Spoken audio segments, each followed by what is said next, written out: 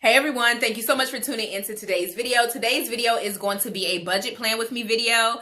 I pulled out two of my budget planners.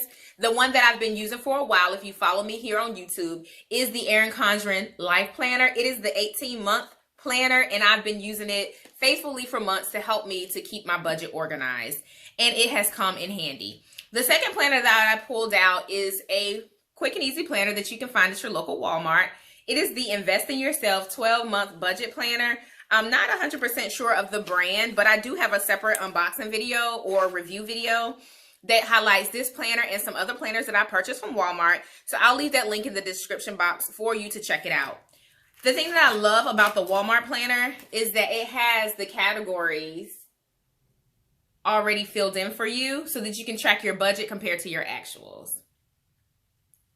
So for the month of January, I have an Excel spreadsheet that I tracked all of our expenses. There's still a few other ones out there that I need to put into the Excel spreadsheet, but from what I can tell right now, when I pivoted off the data and I categorized all of the line items, so in my Excel spreadsheet, I have the dollar amount, the date it was spent, I categorized it: groceries, dining out, miscellaneous, household, personal care, clothing. So I gave specific buckets to the dollars and to the line items, and that budget is tanked. We trashed our budget for the month of January with household expenses, but all hope is not lost. It was for a good reason. And I've talked in the past about, how we ebb and flow with our budget just because things come up. And for the month of January, we did some redecorating for our home. So there are areas of our house that look absolutely beautiful, but it came with a cost. And that has trickled into our budget. So it wasn't something that we planned. We didn't set out to say we're going to do a massive redecoration project in January. We thought, a few things here or there just to spruce it up and change it up. But it just turned into a whole project. Now, all hope is not lost because thankfully we did have kind of a non-emergency savings account. So I know you're probably thinking a non-emergency. So we have a savings account that's strictly set up for emergencies. We have a savings account that's strictly set up for like our end-all be-all do not touch savings. So it's like over the course of our lifetime, we want to build that up. And then we have the non-emergency savings. So it's just kind of a account that we use as a sinking fund or like a catch-all. If we go over, we'll pull from that. So it's kind of our backup fund. I do want to establish some sinking funds, but unfortunately for the month of February, since the goal is to play catch up and to recover some of the expenses and to rebuild the emergency fund, then I won't really be able to dedicate the time to think through how I can set up the sinking funds. Typically, it's best to set them up at the start of the year so that you can have them. But, the new year is just a point in time. So hopefully for March, and I believe for March, I'll be in a better position to set up those sinking funds. And the sinking fund will be one account that I put money into, but in my planner, I will track what I've earmarked for certain sinking funds. So I hope that makes sense. So hit subscribe because in the month of February, I'll walk you through the categories for the sinking fund and how I'm going to track it in that one account. And then I'll do a quick grid that I'll show you how I pull the money out of it as needed and track it in the planner. You can do that in Excel. It's probably a little bit tidier in Excel because you're not having to, go back and forth to a planner. But I like the planner because I can see it and visualize it a little bit better when it's on paper. So it's a personal preference. But the framework will be the same that I'll talk through next month. But for this month, let's go ahead and dive into the planners, and I'll set this up with my budget estimates. I'll leverage some of the historical data that I have from January just because I tracked everything. And then I know some of the items that I'll need to zero out. So let's get into it. I have my Erin Condren planner. I'm going to start with this planner first. And I went ahead and grabbed my handy dandy budget book. If you've been watching my channel for a while now, this is the same budget book I've had for a long time. Some of the stickers are used, but a few still remain. And I went ahead and set up my bill tracker. So this is where the money meets the paper, essentially. And I live by this every month because I go in and put down the amounts, the due dates, and I check things off as I pay them. It keeps me accountable, and it also helps me to stay on target and on task. The next thing that I'm going to do is account for the, in my sticker book, I'm just looking for the sticker. I passed it at some point. I don't really have any financial goals for the month, other than to remain kind of within scope and a reasonable budget. But I do have it's not tax day, so I feel like this is a little bit misleading, but I do know that we are going to settle ourselves so that we can do our taxes. So all of the needs for our filing will go here, and I'll check them off. The beauty about using a planner is that you can check things off as you go, and it just serves as an accountability. The other thing that I'm going to account for is a budget review for the month of February. As I mentioned in the introduction, we are tracking every penny just so that we can see where our money is going and we can make better informed decisions. The last thing that I'm going to do is just use a paper clip as a sticker to denote some of the priorities for the month. The goal is still the same, to stay as flat as possible. But for the month of February, it is my birthday month. Yay! Shout out to everyone that was born in February. It is a fantastic month to celebrate your birthday. And I want to make sure that I am accounting for the birthday spend. It won't be very much because I do know we have the goals that we need to stick to. So the cake and probably dining out will be sufficient for me. No birthday parties, none of that fun stuff right now, just because it's not what I'm feeling like for this particular birthday.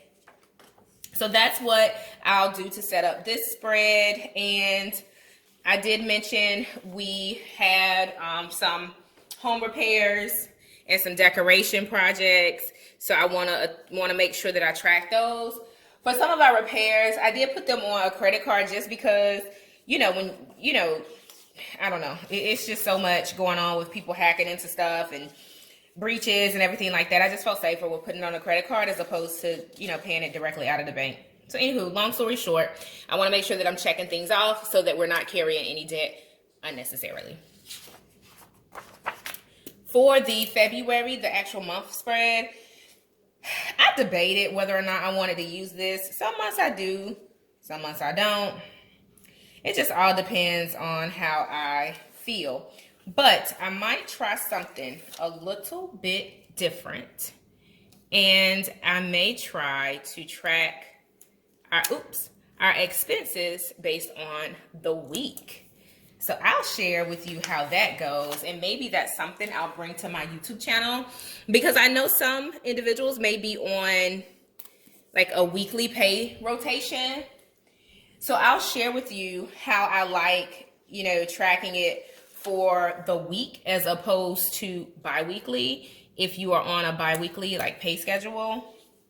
So this is all an experiment, and we will do it together. So leave me a comment and let me know if you think this will be helpful to just review expenses on a weekly basis as opposed to looking at the full month, maybe breaking it down. And I think breaking it down will give more control over the budget as well. So for example, this will be for this week, and I'll just draw some quick arrows. This will be for this week. The arrow looks a little suspect, but it's an arrow. This will be for this week. And then the final week of the month, we'll consider that February because it's only 2 days in January. So that's going to egg me to have that arrow look like that. So let me fix it. I pulled some stickers out of the Walmart planner just so that I could go in and fix my error. All right, so that's going to be it for the February spread. So let's hop into the Walmart planner. I know some of you that are watching may have purchased this planner from Walmart just because it's a great way to get started with budget planning, especially if it's not something that you're familiar with. So it's pretty easy going. For the month of February, I bent my paper.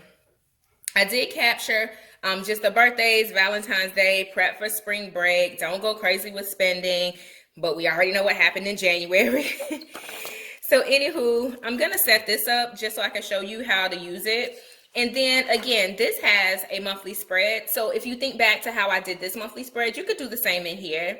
This is my main planner. This is more so for teaching purposes and to see how I like this kind of format. So let's get into it. My initial observation is that the boxes are rather small. So you would probably need a pen that has a smaller tip just to write in the boxes if you don't write small naturally. So that's just my first observation. And I write kind of, you know, bubbly a little bit. So you just want to keep that in mind when you're writing in here. And I went ahead and put down the additional lines for like the household, the personal. This needs to really come down below 150, to be quite frankly honest. There shouldn't be anything else that we need for our household just because we went through kind of the whole rigmarole in January. So February should be a bit lighter, but I still, you know, I was like, and let's see what else we have coming in the pipeline. We will need repairs for some appliances, and we have homeowners warranty, but we'll need to pay the deductible. So I think I'm gonna capture that down here in the other section, just so that I can account for the budget. It wasn't really budgeted for, so it'll have an actual and no budget. So for you, as new things come up and you're capturing your others, oftentimes it won't have a budget and it'll be zero. And if your finances are already squeezed tight, then you're gonna have to find places where you can reduce so that you can offset those costs, especially if you didn't have them budgeted for. So I hope that you found that helpful. And I also went ahead at the top so I can start filling in like our hair appointments. I can fill in, you know, clothing needs to be completely zero, right? We shouldn't need any clothing for the month of February. March, it'll be time to buy the kids spring clothes. So I'll purge in February and see what we need to purchase. So that will go in March. And my goal is to be really disciplined and stick to that as zero. I put personal down here under food. Why did I put that? But that $75 should actually go here for personal care for $75 because that's what I had in mind when I wrote it here. And then the same thing for the house and personal. So here's a tip to you if you're using this planner. Just be real mindful of kind of what's down the side. I think I got carried away and went ahead and just wrote house and personal for food. So those two items, I'll just shift them to where they belong. So the household actually goes under, let's put it here under housing. No, because those are more so bills. Let's put it over here under just expenses. And the same thing for personal care is accounted for. So I'm going to fix that. I just covered it up with a sticker so I wouldn't confuse myself, like seeing the lines duplicated, just because you have to really pay attention to the letters here. So, you know, I think this is a great plan if you're just getting started out, but you know, it's just kind of small, right? If this was maybe this size, when it comes to like the planner, I think they would have had bigger spaces for larger lettering and larger boxes, but they crammed a lot into this particular spread. Nonetheless, I feel like it is still effective once you maneuver through that. I also feel like this will be a great activity to do in Excel. I personally do this type of work in Excel as well. So maybe in another video, I'll share my Excel spreadsheet. So leave me a comment. Let me know if you prefer to manage your budget in Excel, and I'll hop on and show you how I manage in Excel and how I use it to make data-driven decisions for our budget. Give this video a thumbs up. Also hit subscribe. I would love to welcome you to my YouTube family. Happy planning.